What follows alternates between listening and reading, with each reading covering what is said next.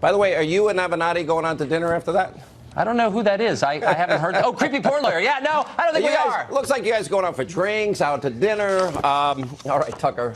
Great show. Thanks for being. Thank you, Sean. Thanks for being with us. Welcome to Hannity. North Carolina, South Carolina, Virginia, all bracing for major impact. Hurricane Florence now just a few miles off the coast, and it is already wreaking havoc on some of America's most beautiful coastline communities. Now we're going to have live hurricane coverage throughout the hour on the ground as this massive, slow-moving storm now makes its way towards land. And meanwhile, Democrats and their friends on the left, well, they're about to let this national disaster become politicized. Never let anything go to waste, Rahm Emanuel once said. Some are actually blaming President Trump, if you can believe it, for causing the hurricane, while others are already lamenting the failure of his response. It hasn't hit yet. We're going to show you all the lowlights. And once again, we have brand new communications just breaking tonight. More struck page texts have been discovered and emails.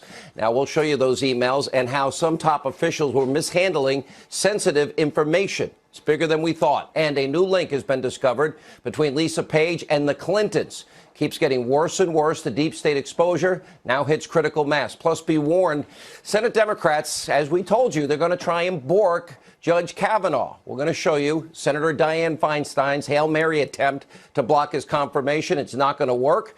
Now, we'll have important updates from the midterm elections.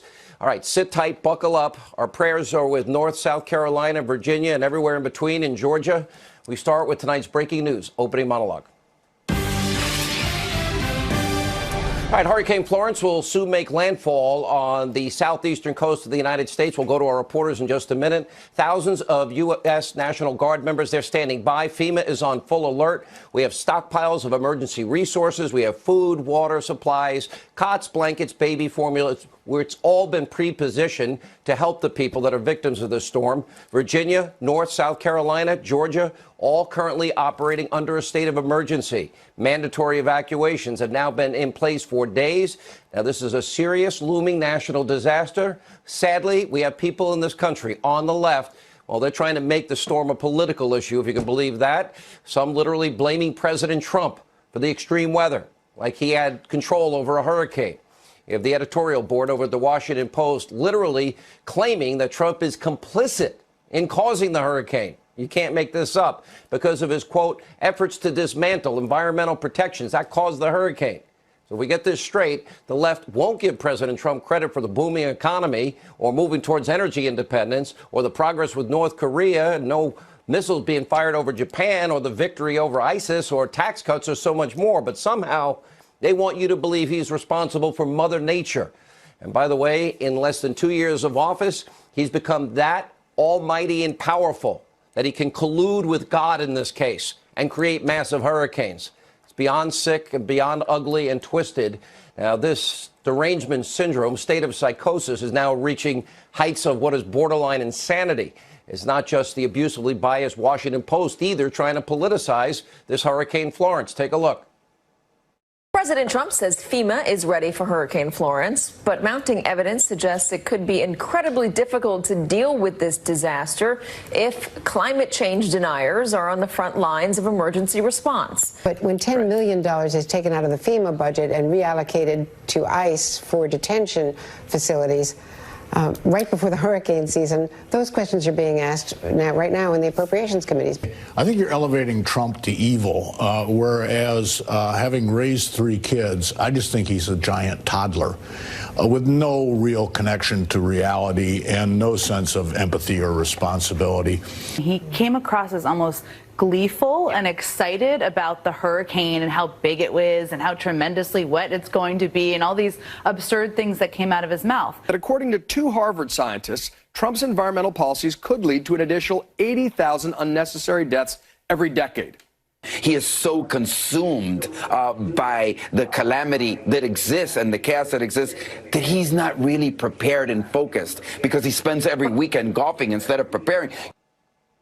All right, these people have lost their mind. We'll have more on that in just a minute. But first, we go live to Leland Vittert. He is standing by in North Carolina in the middle of all of this, and the winds have kicked up considerably in just the last few minutes. Leland, thank you. What's going on there? Looks like you have to hold on to stand up.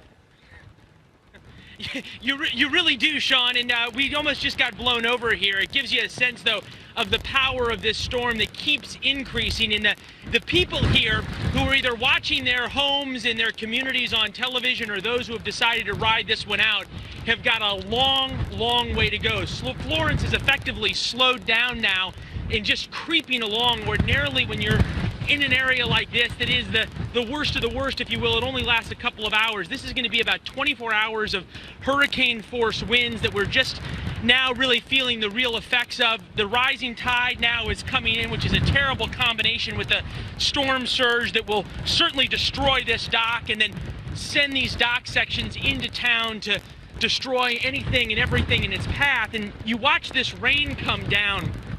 It is at some point it's going to be 40 inches of rain, which equals feet of flooding. So those who did not evacuate certainly have no chance to do so right now.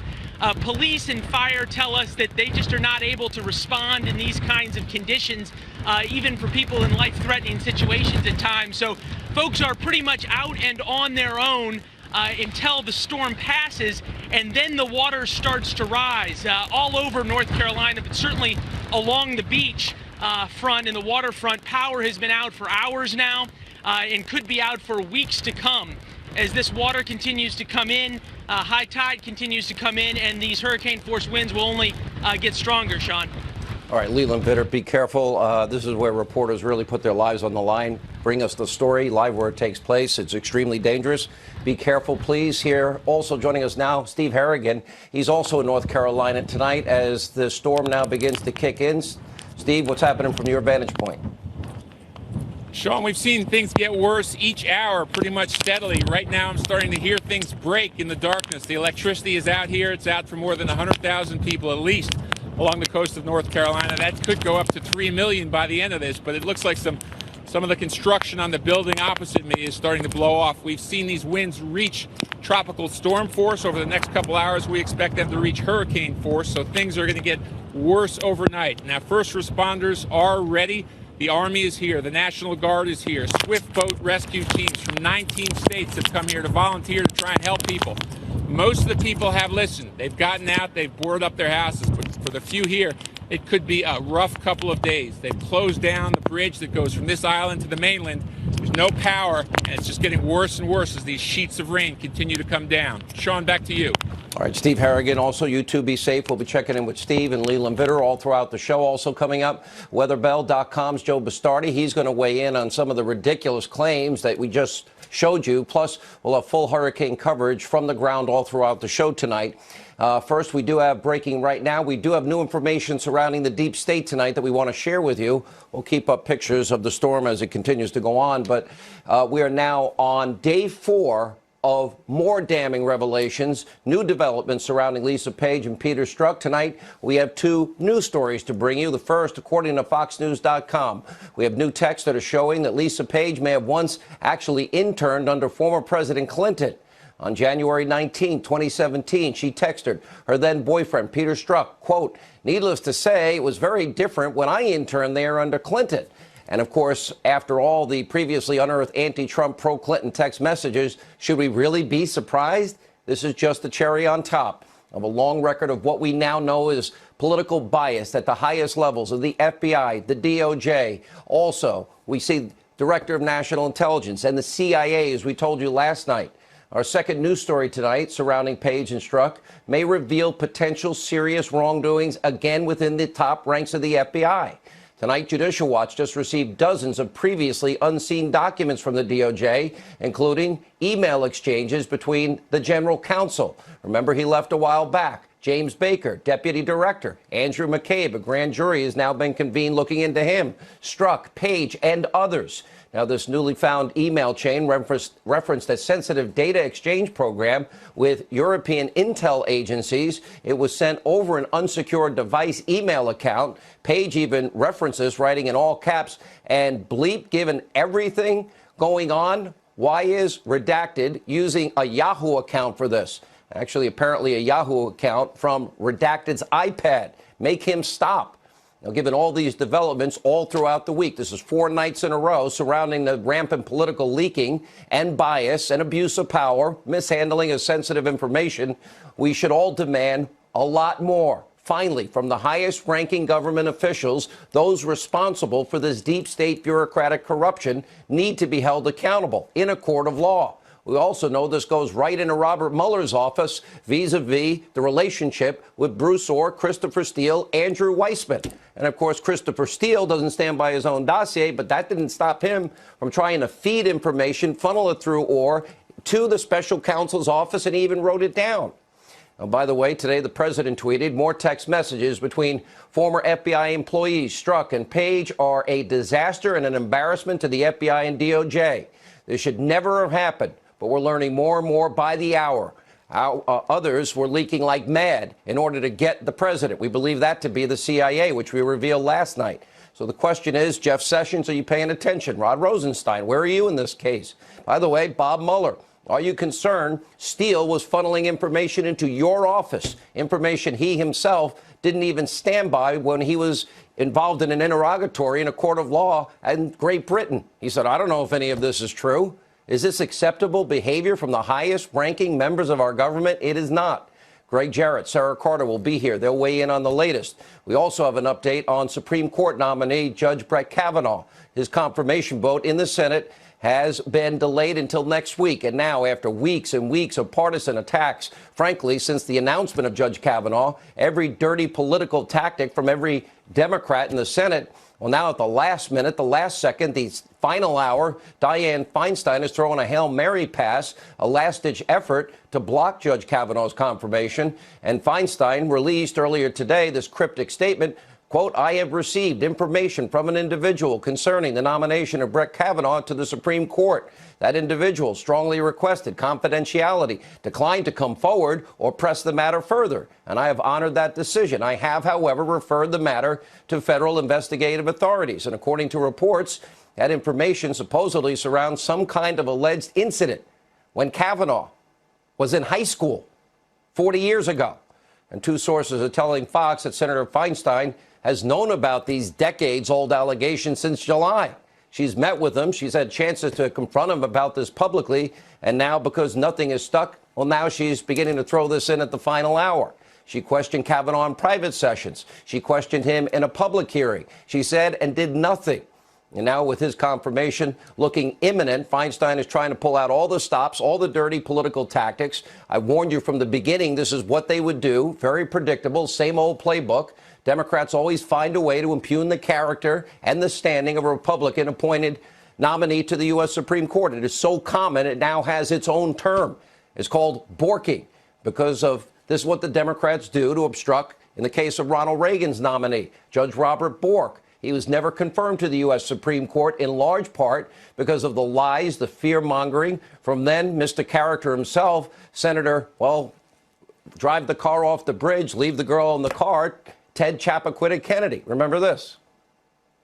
Robert Bork's America is a land in which women would be forced into back alley abortions, blacks would sit at segregated lunch counters, rogue police could break down citizens' doors in midnight raids, and school children could not be taught about evolution. Writers and artists would be censured at the whim of government. Years later, borking was in full play during the confirmation hearings of now Supreme Court Justice Clarence Thomas. 1991 was the year. Senate Democrats, they rolled out a former colleague last minute, made sexual harassment allegations against him. This case of character assassination was so vicious, so nasty, Justice Thomas, well, infamously now called it a, quote, high-tech lynching. You may remember. This is a circus. It's a national disgrace.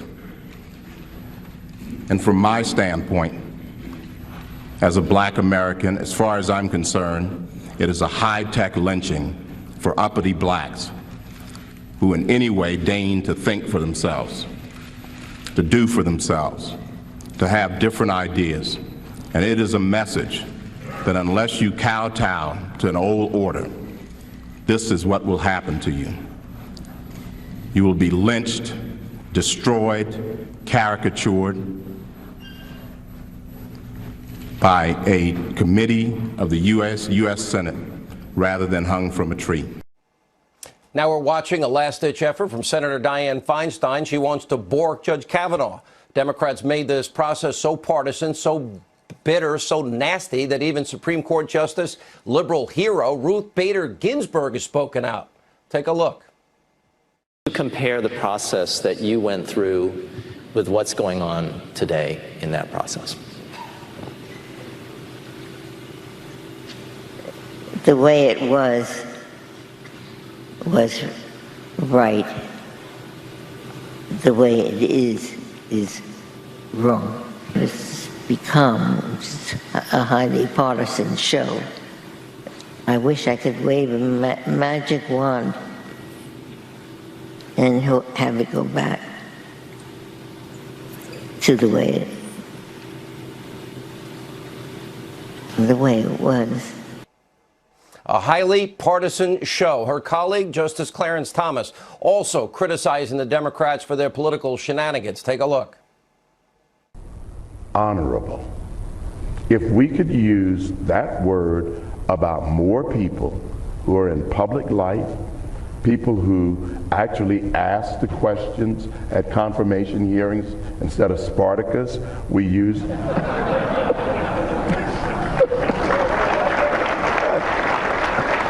Had to get that in there. Just had to get that in there. Hey, look, the 300, but at any rate. By the way, Clarence Thomas, I've had the honor of meeting him as one of the best laughs ever. The Spartacus line was pretty good. Barring any successful borking from the Democrats, Kavanaugh should rightfully be confirmed, and he will be. This all comes as the election season is now heating up. We're only 54 days away from the single most important midterm election of our lifetime. I've long been warning you what is going to happen if the Democrats take back the House in November. They're going to rescind the Trump tax cuts. They're going to start impeachment proceedings. They want to keep Obamacare. They will block all originalists, constitutionalists to the court. They want activists on the court. They want open borders. They'll eliminate ICE. They want all investigations into the deep state to come to an end. Democrats, well, they will ramp up investigations into any and all things Trump. Even Shiftless Schiff said yesterday that he'll go full bar on investigations into money laundering allegations against Trump. I've said it a million times. I'll say it again. The Democrats, they want to stop this administration from being successful. In other words, helping you, the American people. How do you serve the American people? By involving yourself in investigations. What are the Democrats offering that'll help the forgotten men and women in this country? They want to stop the success, the economic success and progress that we have. They want to stop it in its tracks. Look closely. If you're in one of these states, you will decide the future of the United States Senate. Take a very, very close look at that map. Every one of those states is important. And by the way, if you're in one of these House races, take a look. We'll scroll it on your screen. You will decide whether or not, Nancy Pelosi, Adam Schiff, Maxine Waters take control of your future in the House. You get to decide. You have the power whether or not the president, they will impeach him. They will raise your taxes. They want open borders. They want to keep Obamacare. All of that is true, and they're even saying most of it, except the impeachment part. They're telling Maxine to shush, don't say it. But if the election were held today, I don't think anyone could predict with any certainty Republicans maintain control of the House of Representatives. They better come up with a very strong set of principles. They all need to sign it, and they all need to campaign on it. It's pretty scary reality, and only you have the power in the end to stop it from happening. That is Nancy Pelosi and company. Here now with reaction to the latest on deep state developments, the author of the New York Times bestseller, The Russian Hoax, Fox News legal analyst Greg Jarrett, also investigative reporter and contributor Sarah Carter. Sarah, let's start with these news struck page texts. If you look at it now, this is 4 days in a row. We revealed a lot. We've got the new developments today. Let's get into what you think is, I think now it's going to become a disaster for the FBI, for the Department of Justice, even the CIA. They were exposed yesterday, and the intelligence community in general. Sean, this is more than just circumstantial evidence. I mean, every day we're getting more and more text messages. This is in their own writing. This isn't reports that people are writing about them. This is them telling each other, we are leaking information to the Washington Post. We've talked with the New York Times. This is about FISA warrants. This is the secret warrant that the FBI obtained to spy on an American citizen, Carter Page. These are serious, serious allegations right now. They need to be investigated by the Department of Justice. And the new information that has just been discovered by the Judicial Watch because of constant lawsuits and pushing for these documents is incredible. Because for a while I've been reporting on sources within the FBI and within law enforcement saying that they have been using these devices, their cell phones, sending emails by Yahoo, by Gmail account with sensitive information. There are spies in the United States, Sean. There are people, I speak to people in the intelligence community all the time, and they are trying to collect information. And what they look for is unsecured servers, unsecured emails, unsecured devices in order to collect that information. And what we see here is that it's actually happened. All right, let's talk about with you, Greg Jarrett. I think it's been a disaster of a week for the FBI, the CIA, and the DOJ. So I guess the question now is, you know, what happens from here? Because we expect next week we might get those unredacted FISA warrants, 302s, the Gang of Eight information, the totality of Trump. of Strzok and Page communications and McCabe. Now others, Baker and others, are now getting back into the mix. And what about the FBI using unsecured devices with classified information? We start where we began, with Hillary. Oh, absolutely. I mean, the FBI ought to prosecute itself for doing the exact same thing that Hillary Clinton did, and that is putting sensitive information on an unsecured device that jeopardizes national security. But look at what has happened this week. Now we know for sure that not only was the Trump-Russia collusion case a hoax based on fabricated evidence, but Comey's FBI and Obama's Department of Justice were leaking this false information to a complicit media to frame Donald Trump. And these text messages prove it. They were gleeful, congratulating each other on leaking this false evidence to the media. One of the most important one is this one. The article is out, exclamation point. Well done, Page. That's a text from Peter Strzok. So, you know, here they are basically in writing admitting that what they're doing is a crime, a variety of different crimes. All right, let's give Sarah the last word tonight, and then we got to get back to, obviously, our hurricane coverage. Yeah, certainly concerned about all the people in the hurricane's path, Sean. But I think this is it. We need someone to investigate this. We need the Department of Justice to do its job. This is going on too long. And by next week, I believe we'll have all the documents that have been promised. Those are the FISA documents, the Gang of Eight dossier, as well as Bruce Orr's 302 interviews. The president needs to unredact and declassify. Absolutely. The president absolutely should unredact and declassify these documents so that the country can move forward. And hopefully John Huber, who's been charged with this by Attorney General Jeff Sessions, is actually listening and doing his job, because that's his job, to investigate this. And that was what was promised by Jeff when we Sessions. need him? We could use Spartacus Cory Booker on this. The John Huber investigation, I'm convinced, is nothing more than window dressing. It is not a legitimate investigation. It was all conjured by Rod Rosenstein to continue to obstruct and hide his own corrupt actions. Well, we'll find out if these things come out next week. Greg, Sarah, thank you. As we get back to our hurricane coverage tonight, you're looking at a picture, by the way, of President Trump, Vice President Pence, other senior staff attending a meeting with national security as critical stages of FEMA's 24/7 operation are now underway completely. We now go to Steve Harrigan. He's on the ground. He is in North Topsail. He's in North Carolina with the latest on Hurricane Florence. Looks like it's getting rough there for you, but not quite as rough as before. Sean, the rain just hasn't stopped now for hours. It's coming in really in sheets just right at you and moving sideways. The wind has gusts now where it's starting to break things. We're seeing some branches snap, seeing bits of a house off to my left beginning to get broken up. The real concern, though, is this water. We could see 40 inches of rain in some places. They're describing it as possible total inundation in parts of North Carolina. The first responders are in place. Most of the people on this island are gone. It's really pitch black. We've lost electricity here.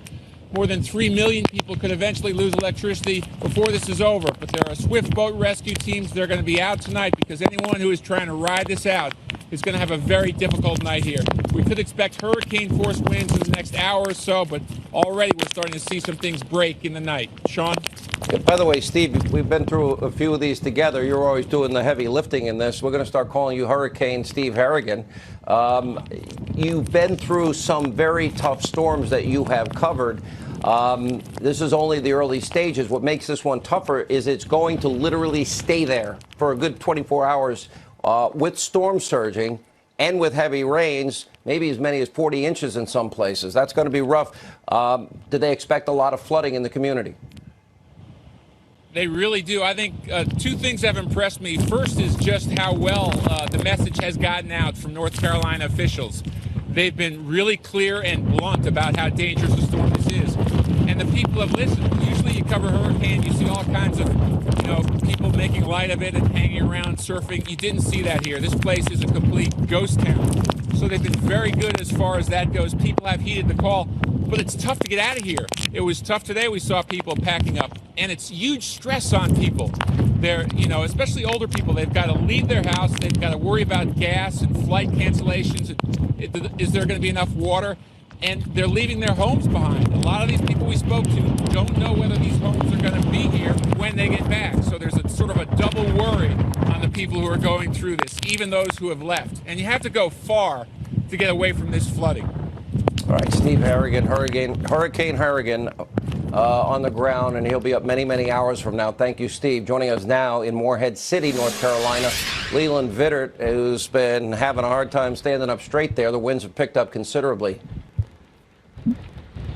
Exactly, Sean, to the point now where we're starting to hang on to things as we're out here. At some point, we're going to have to move back up to the balcony for shelter. But since we last talked, you can start to see this dock continuing to rise and rise with this rising tide. To Steve's point about people heeding the warnings, one of the things that the police and fire department had said over and over again is that once it gets bad, they're not coming to get you if you're in trouble. And it is getting to that point where the police and fire department say they just can't come help people. So people who thought, hey, I can ride this one out, as they saw it go down from a Category 4 to a Category 2, and now maybe having second thoughts, really don't have any other options than to hunker down. And there were a number of people that Steve met and that I met, of course, who were making those decisions out here, and now they're having the shingles rip off their roofs. They are obviously having a lot of other damage to their homes, and we're just in the very beginnings of this. It would be one thing to watch this on television and realize that your house was going through this for a couple of hours. Now to realize it's going through for a couple of days, or a day at least, of Florence sitting here and just spinning with these hurricane force winds. The other part of this is that it's at least 2 tide cycles that you will go through. So oftentimes, if you're lucky in these storms, the storm surge hits at low tide. You don't get that luck here, and because of the way the barrier islands of North Carolina are set up, they're normally act as a shield, if you will, or protector from these storms as they come in. Instead, they're acting essentially as a funnel and funneling all the storm surge not only up here to something like Morehead, but farther up the rivers and up into communities that don't normally see either this kind of rain or this kind of flooding, which will have catastrophic effects. They talk about complete inundation, and that's where we're going to have rescues going on potentially now for days once the storm ends, Sean. All right, Leland, he'll be up also hours on end with coverage, especially because the storm is going to literally slow down, lock down there for a considerable period of time. Leland, be safe. We'll be checking in with you throughout the night. Joining us now from Wrightsville Beach, North Carolina, Rick Leventhal is standing by. Rick, not your first rodeo either. And Sean, no, definitely not. This storm, much slower than others we've seen in past years. So it's taken a long time to get here to Wrightsville Beach. I know other parts of the Carolina coast jut further out east into the Atlantic. This one is a little closer west, and we're not seeing it. It's not that bad here yet. We're getting some pretty significant gusts, but we're really not seeing awful weather just yet, Sean. And as you can probably tell, the lights are still on here in Wrightsville Beach. There are over 100,000 customers across North Carolina now in the dark, according to Duke Energy. But here in Wrightsville Beach, at least, they still got power, but there aren't a lot of people here to use it. The mandatory evacuation order was very effective. Police tell me that just a handful of residents decided to stick this one out. The only people we've really seen out on the streets tonight, Sean, are police officers, Beach Patrol, and the fire department. And the fire department brought their heavy trucks back over to the mainland side because they don't want to put their trucks at risk when the storm surge comes. The ocean is just over a dune down there. You won't be able to see it, but we're expecting that it may come and meet us here in this neighborhood. We're going to try and find higher ground before that happens, because they are talking about a 7 to 11-foot storm surge here in Wrightsville Beach, and that would put a lot of these structures in deep water. Sean. All right, Rick, be careful. We'll be watching you throughout the night into the morning, and you deserve a big steak dinner on Fox when you get back. Thanks for your great coverage. We'll have more Hurricane Florence coverage throughout the hour. But first, also tonight, we're following two other major stories out of Washington today. Fox News has obtained text messages from Lisa Page. It reveals that she actually interned under Clinton. Sounds like Jeannie Ray, who works for Mueller, well, she worked for the Clinton Foundation. Also, Senator Dianne Feinstein made a desperate attempt to try last minute to derail Judge Brett Kavanaugh's confirmation. Here from Washington with the very latest is our own Kristen Fisher. Kristen. Well, Sean, Republicans say that this is nothing more than an 11th hour character assassination. Democrats, they're not entirely sure what they have, but they've referred it to federal investigators. All we know for sure about these claims is that Senator Dianne Feinstein says that she received information from someone who, quote, strongly requested confidentiality, declined to come forward or press the matter further, and I have honored that decision. I have, however, referred the matter to federal investigative authorities. The issue is so secret that even other Democrats on the Judiciary Committee don't know what it is. Really, our only clue comes from the New York Times. Now, Fox cannot confirm this, but the Times is reporting that the matter is related to possible sexual misconduct involving Kavanaugh and a woman years ago, back when they were both in high school. Senate Majority Whip John Cornyn puts it like this, quote, let me get this straight. This is a statement about a secret letter regarding a secret matter and an unidentified person. Right.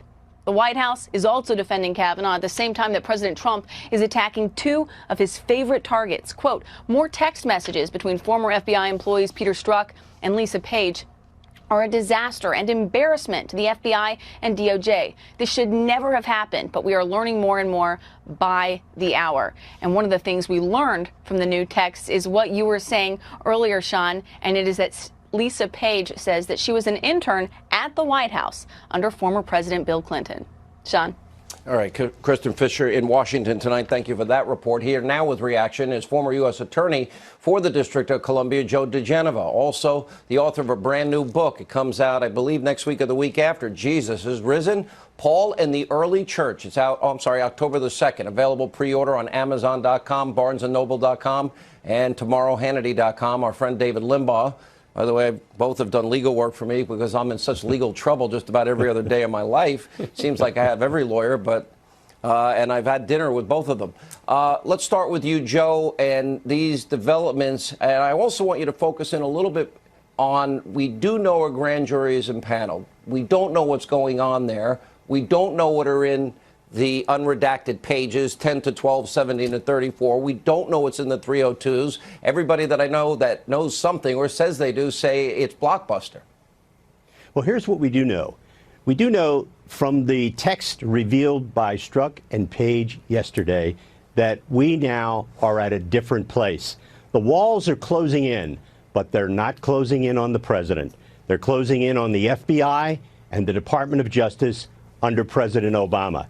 Those text messages by Strzok and Page, which reveal an illegal media strategy to illegally and criminally release FISA warrant information and name a U.S. citizen whose information they gave to the New York Times is a criminal offense. And by mentioning Carter Page, they have now created massive civil liability for everybody involved in revealing Carter Page's name, including themselves, James Baker, the former FBI general counsel, Prize Step, everybody in the chain of command. In addition, The reporters for the New York Times have no privileges now. They also can be sued by Carter Page because although they may have been legally able to accept information, by publishing it, they revealed classified information that smeared Carter Page. Mr. Page is going to be a very wealthy man. I kind of agree with you, actually, by the end of all this. With the McCabe, we know that the grand jury has been seated. We know that they're looking at the lying issues involving McCabe. And That's correct. I have different sources that are telling me also they're looking into the FISA abuse issues. They are. And if They are. The problem is we don't know whether it's Huber or the National Security Division at the Justice Department. The best information is that it is the National Security Division at the Justice Department. But if they that's are looking true, at. Wouldn't that mean everybody that signed off on those FISA warrants, in other words, that committed fraud on the FISA courts, that omitted important information purposely? And yes. Yes. They're all in and trouble. yes. And that is why, and I mentioned this the other night, if you go back and look at Rod Rosenstein's testimony, he answered a question in a very strange way.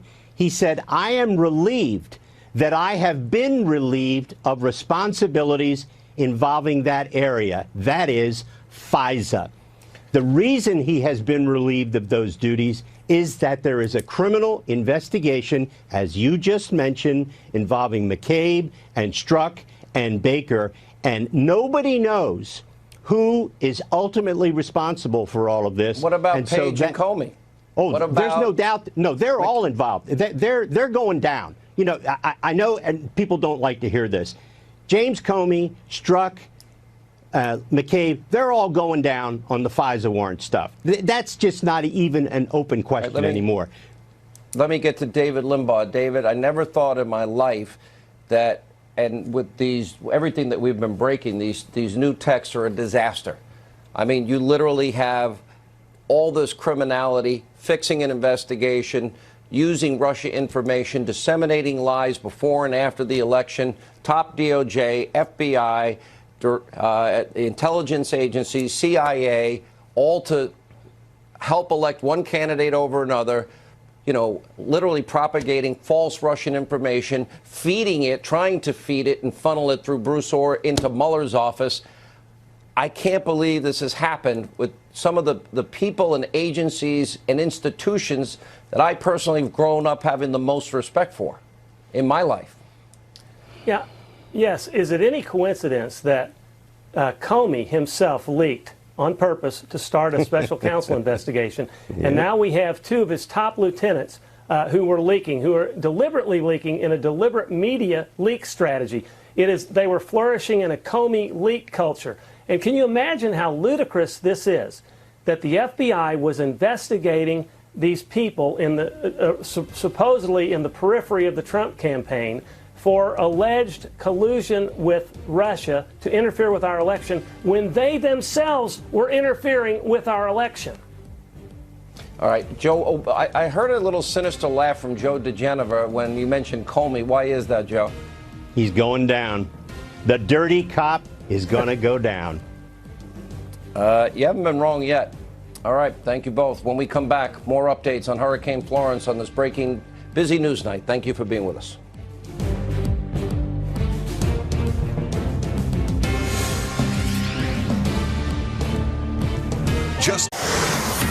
All right, joining us now with the very latest update on the potentially catastrophic Hurricane Florence, Fox News meteorologist Rick Reichmuth. Rick has been at this all day. He'll be up all night. What's the latest? Hey, Sean. Yeah, 107,000 people now without power already in North Carolina. I would say we're probably about 10 to 15% through with this storm. So a long ways to go. I'm also really impressed. This is the center of the storm. It's getting very close. It's about 75 miles to the east of Wilmington. That also means it's much closer here to Morehead City and to some of these beaches a little farther towards the north. We've had some spots that have already seen over 8 inches of rain right here, and we probably have about another 36 hours of rain before we're done, and that's here in this area of North Carolina before it moves off towards the east. Center of the storm looking like it's maybe beginning to make this little southwesterly turn, and that is going to make a big difference based off of exactly what happens as you move southwest on the coast here. Want to show you this, 112-mile-an-hour wind on a buoy out here on the ocean, 81 miles an hour there. I'm really concerned about that white that you're seeing that's just around the New Bern area. That's potentially winds over 100 miles an hour. And we've got a lot of surge, especially in these inlets right around the Pamlico River, up in towards New Bern. We're going to be watching incredible flooding there. And the flooding that comes in isn't going to go anywhere for a couple of days. Here's the track. Continues to move very, very slowly by Sunday into Monday. Sean moves a little bit more quickly by Tuesday. It's pretty much out of here. But we've got probably about 36 hours ahead of hurricane and tropical storm force winds for the same area. It's going to be a rough one. All right, Rick Reichmuth will be watching all night. Thank you. Joining us now with more reaction, the chief meteorologist over at weatherbell.com, author of The Climate Chronicles, Inconvenient Revelations. You won't hear from Al Gore and others. Joe Bastardi is with us. Joe is a weather nut, a longtime friend of mine. And by that, it's a compliment. You, your dad, your son, you've been a storm chaser your whole life. You can give the history of every hurricane.